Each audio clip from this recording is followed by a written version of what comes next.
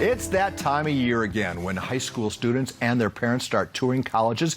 Here to share some tips on how to get the most out of those college trips is Dr. Cheryl Ward, CEO of E3 Civic High School, and Angelica Colon from college. She's a college counselor at the same school, right? Mm-hmm. Angelica, we'll start with you. Okay. Just because I have a brother who's kind of going through this, can you first address taking a gap year? Because that seems to be the rage right now. Yeah, definitely. So taking a gap year usually involves obviously not going to school at all and kind of finding different things to do within that time.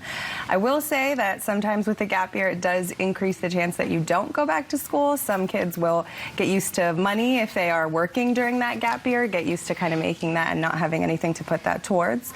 And then others may use that to travel and stuff like that. So I would definitely suggest if you're going to take a gap year, doing something that can still earn you some sort of college credit so that you're not completely taking a year off of school and then jumping right back into it. That's an option. The other option is just to go to school and to make the most of your trips. Let's start with the basics.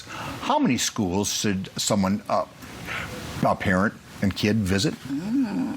So I would say as many as you can, right? So if you can visit 10, 20, then you want to visit those schools, yes. The more you can visit, the better off you are, the better opportunity you'll have to understand your likes and your dislikes. So should you first determine the schools that you can afford to attend before you start visiting schools, or should you attend every school? I would say you attend every school and any school because you just quite never know what the scholarship package or the financial aid package will give you.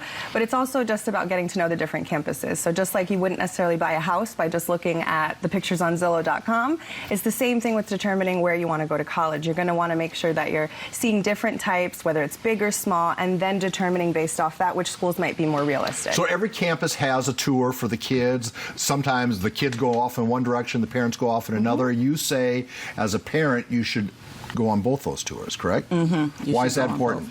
Well, first of all, visiting lots of different schools, you can look at the aesthetics of the schools, the class size, school size, the spirit of the school, the location of the school. And then once you do that, you want to do the school tours, you want to visit classrooms as well. And all of that is important because through that entire experience, a student gets to see where they'll thrive, where they won't thrive, where they feel comfortable. So even if they don't like a school, they still want to visit it. Even if they think they can't afford the school, they still want to visit it because, like she said, there are scholarships. And then you want to find the place where you really feel comfortable. You know, a lot of people wait until the summer to start making these visits. That's a big mistake because school's not in session, and the vibe of an off-season school as a school that's in session is completely different, correct? Yeah, absolutely. I would definitely recommend going while school is in session. Sometimes a high school spring break lines up a little better because they might just miss that college spring break.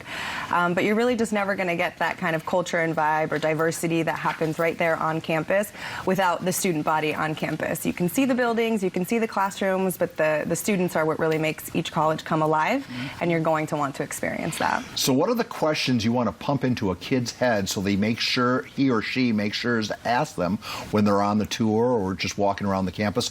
What are the 3 questions you want those kids asking?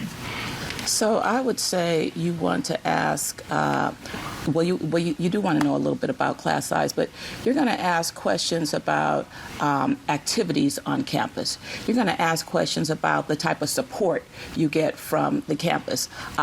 You're going to ask questions about who are the important people to know, where are the important places on campus, how do I find out how to enroll in class, how do I find out how to drop a class or take a class pass, no pass. Where do I find out about the sports on the campus? Anything else? You want to expand on that? In addition to that, I just think it's sometimes also knowing what's unique about your school. There are thousands of colleges across the United States, and they can sometimes blend together. So a nice question to ask while you're on that tour is, well, what makes you stand out from the next school? Interestingly, neither one of you mentioned the importance of what happens after a degree. What is the degree worth afterwards? Is that something that should factor into the educational decision? Well, hopefully they've done that homework before they even go. So, you know, like at E3, we have our kiddos start in 9th grade, looking at different schools, looking at different careers. And so this way you're planning for that school because you're planning for that career. So hopefully before you go, you know the outcome. Yeah. Thank you for chatting with us. Of course, thank you. All right.